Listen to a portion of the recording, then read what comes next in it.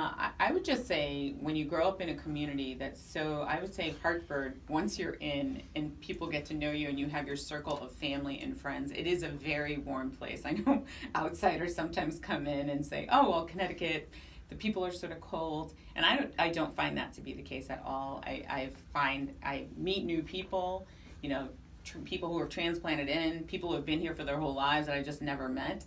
And I feel this is family. And when you have friends, you are so close with them that they become like your family, and you just get that connection. So I think it takes time to build relationships. It takes time to create networks. And once you have that established, I think I have had points where I've thought about going someplace else. And I think of the richness of the relationships that I have here.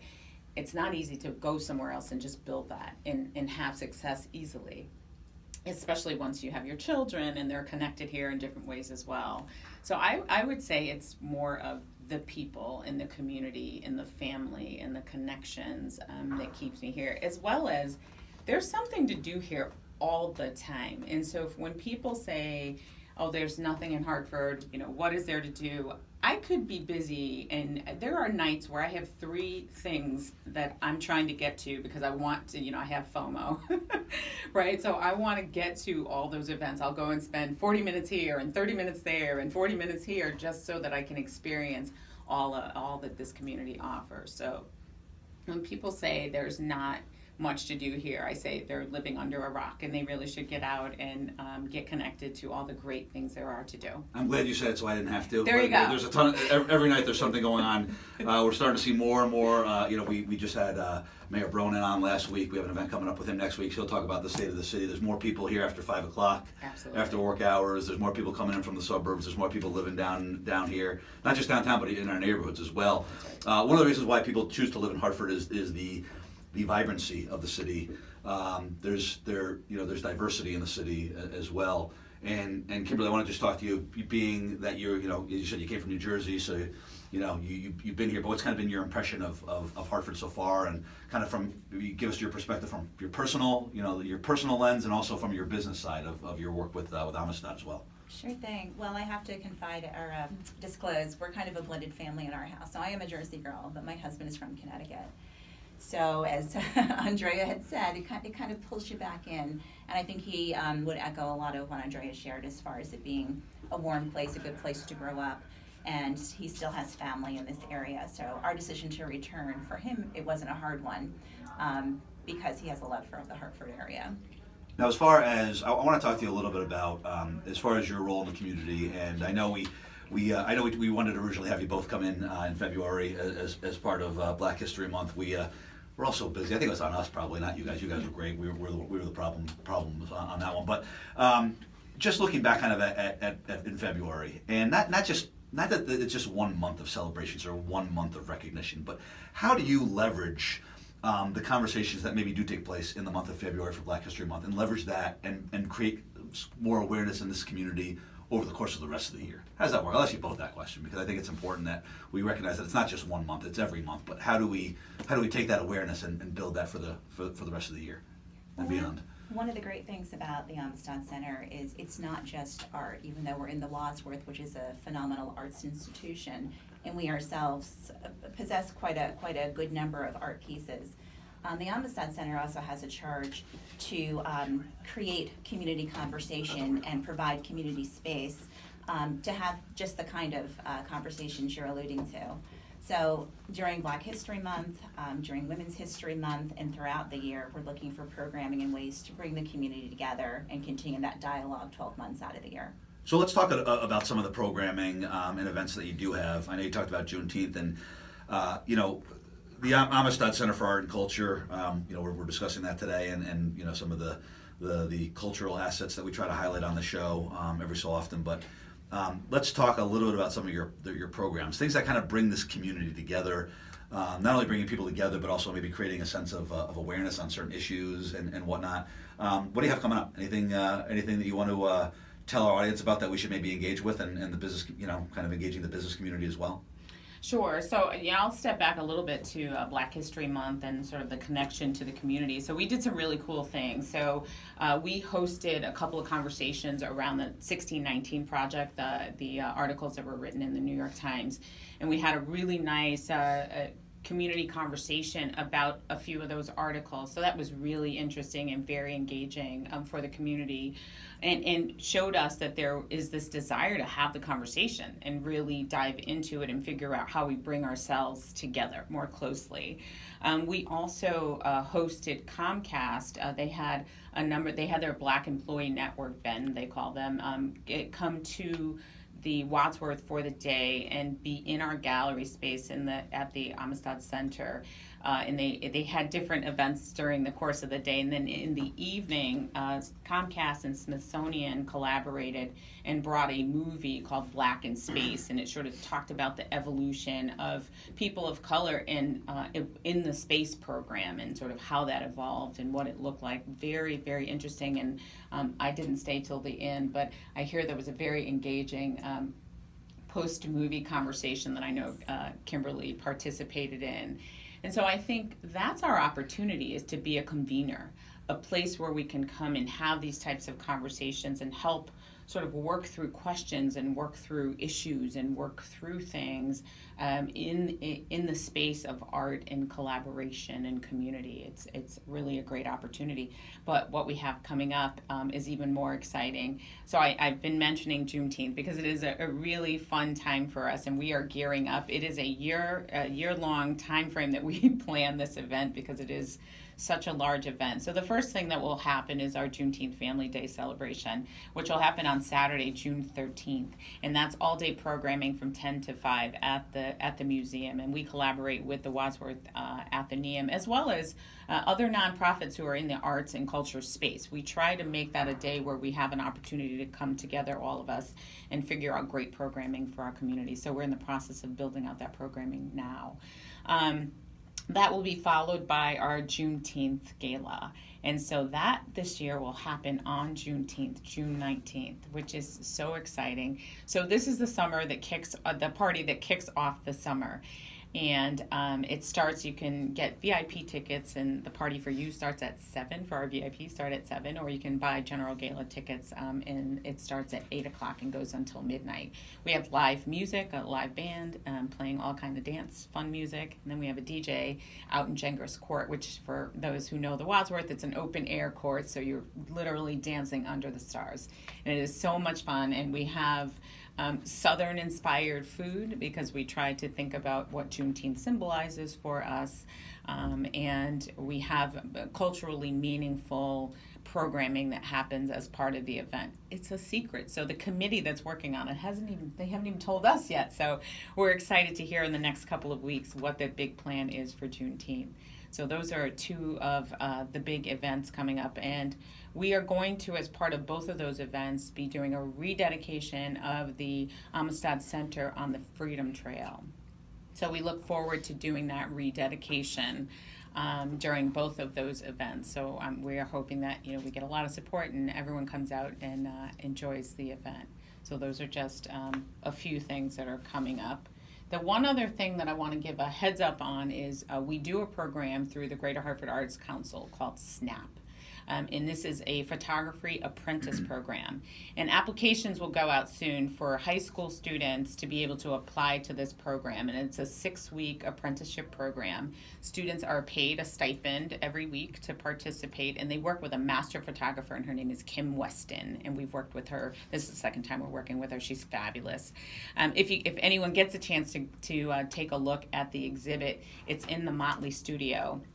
Last year's students' photographs are in the Motley Studio, so I would love to have people come take a look before the new pictures are put up. But so these students will work on these pictures, and then as a closing event, we'll have a nice gallery opening, and those photographs will replace the photographs that are there from last year's event, and will be on display in the Motley Studio. So that's just a few, and we are working on more programming, and we'll have more updates on our website. think that's a good start right there. I think Okay. you guys are busy. There you That's go. great. I'm just before we get to the very end of the show, if you want more information on these programs and the center as well, where can I go for more information? Your website, I guess. Yes, Probably would be yes. best. www.amistadcenter.org. Okay, perfect. Yes. That's great. Before we're starting to wind down a little bit here. I want to talk to you a little bit about kind of diversity, and it's a topic that is it's a big topic in the business community. And when we talk about diversity, there are a lot of different definitions of it. We talk about diversity of our industries here in Hartford. We talk about diversity of our assets, and then of course of our people as well. And I guess Kimberly, let me ask you this question: as far as diversity, how would you kind of define diversity, and can we classify ourselves here in Hartford as a diverse community?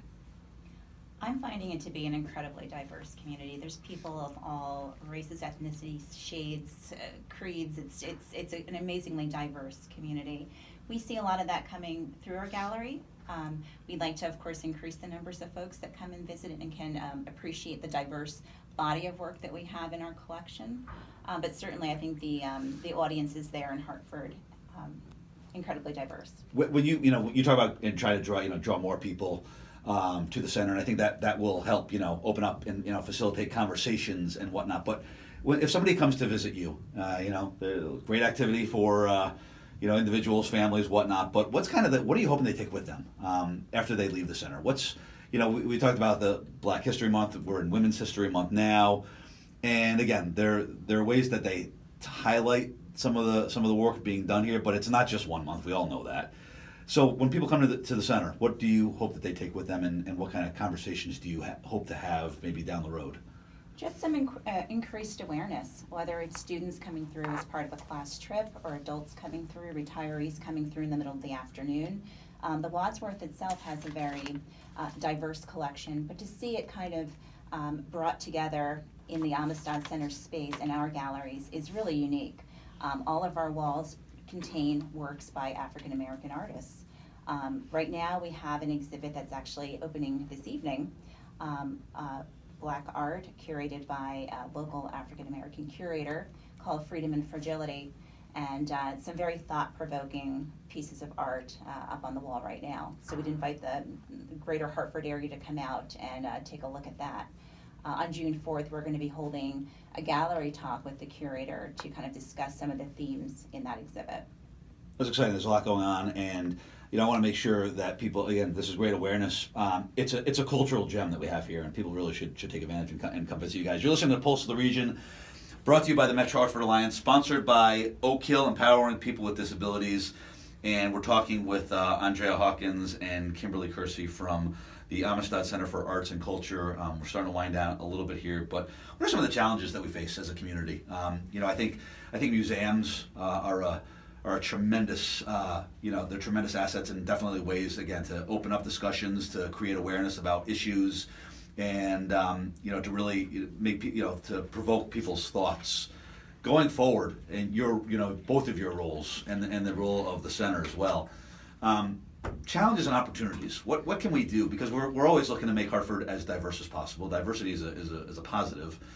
We want to continue our role, the Alliance and the Hartford Chamber of Commerce. Want to make sure that we continue to promote Hartford as not just a place of business and commerce, but a place for sharing ideas and arts and culture and whatnot. But what are some of the challenges and opportunities that you see coming up, over this year and beyond?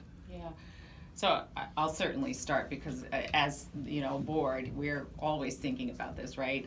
With our fiduciary responsibility is to make sure that the organization is thriving and doing well and being able to offer the programming, and that requires funding. So it's great for us to host community events, but we have to be careful, right, and strike a balance between doing community events that are free and making sure that we're doing events that people value and they're willing to pay for, so that we can make sure we're bringing that money in and it's helping us to keep the legacy of the organization continuing forward. So that is one thing that I know this year and next year is certainly top of mind for us as a board, for certain. And so we are thinking about that and working with Kimberly and working on a strategy to make sure that we are creating compelling programming and compelling events and making people want to come check out what's happening. I'm not sure if any of you were able to see Afro Cosmologies, but that was a pretty amazing exhibit. And how do we continue to create buzz and exhibits that or even host other events that people want to be a part of and want to come and say, yes, I was there. That was amazing, and that really was life-changing for me in some way, shape, or form. So as far as Hartford goes, and when we say Hartford, we're a regional organization. The Chamber of Commerce, obviously, which is an initiative of the Alliance, is an advocate for the city of Hartford. But whether you're talking about the city or the region, we have so many rich assets. We have rich business, rich communities, traditions, and Kimberly, I want to ask you the same thing. What in your role, you're an ambassador, obviously, and what do you see as your biggest opportunities to continue promoting Hartford as a place that's cultural and vibrant, focusing on the arts a lot, in addition to all the business? What do you see as the biggest opportunities that we have to continue to grow that? Well, I think one of the biggest opportunities and obstacles is just making sure we're reaching out and pulling in that next generation. I was fortunate enough to be able to visit art museums and different arts activities as a child. I loved it. My parents supported it. How do we make those opportunities available to this next generation to ensure that places like the Wadsworth and the Amistad Center continue to have an important place in our community? So I think part of what we talk about when we start to plan out programming is what can we do that's going to be interesting to the community, to the youth in our community, and get them into the door and to begin and continue to have these dialogues and conversations. And when people come in to visit, they should also, let's make a day out of it, right? I mean, head to the center, right? And then go out for dinner, grab a coffee, grab a drink someplace. You go to the arts and go to a Yard Goats game. That's a pretty good day right there, actually. Not to mention all the other events that we have throughout the city and the region as well. I do want to ask you, we just have a couple minutes left, but I want to, it is Women's History Month. This could be a whole show, but I do want to just ask you, and Kimberly, I'll start with you. What's your, as far as the role that you're in, and as a female leader in this community, what's your, for anybody that's listening, whether male or female, what's your inspiration? What's your inspiration to do what you do? Obviously, I'm sure you've had challenges and obstacles and opportunities throughout your career, but today, what inspires you as a female leader in this community? That's a great question. I've been fortunate to have really incredible female role models all along the way. When I think about just getting through school and then starting my professional career and then making those important life decisions as to which way do you go. I've had good sounding boards and good women lighting the way for me. Even now as an adult, I won't disclose how old I am, but I have a pretty good wealth of experience of my own. I still reach out. When I made the decision even to come aboard at the Amistad Center, I have my kitchen cabinet of women that I discussed it with first. So I think I'm lucky to have good mentors and role models. And I hope that in turn I can be that for the next generation coming up, to be accessible and to be able to provide that sounding board and advice to the next generation of women. We're thrilled to have you. This is inspirational, and you have a lot coming up. So make sure you keep us posted on everything that you're working on over the next few months. We're definitely we definitely want to highlight that for you. We have about 30 seconds, Andrea. I know it's not a 30-second question, but what inspires you as a female business leader in this community? About 30 seconds. Yeah. So in 30 seconds, I would say sort of keeping focused on the Amistad Center. Diane Cloud, Joanne Price, Olivia White, Alona Wilson. I mean, there are so many women that were instrumental in helping to bring this organization to life and keep it moving forward. And so I just have to thank them for all of the great work that they've done over the years and continue to do. One more time, your website for the people who are going to visit the center. It's not a question, they're going to visit the center. Where can people find out more information? Awesome. www.amistadcenter.org. We're all about URLs and websites here. MetroHartford.com for more information on upcoming Alliance events as well. It's a brand new site. Lisa Lappy did a great job. It was a team effort all around. Check out the website, economic development, everything that's going on in the Hartford region, MetroHartford.com. I want to thank Oak Hill, Empowering People with Disabilities, as our show sponsor. I want to thank our guests for being with us today, and thank you for listening to the Pulse of the Region, brought to you by the Metro Hartford Alliance.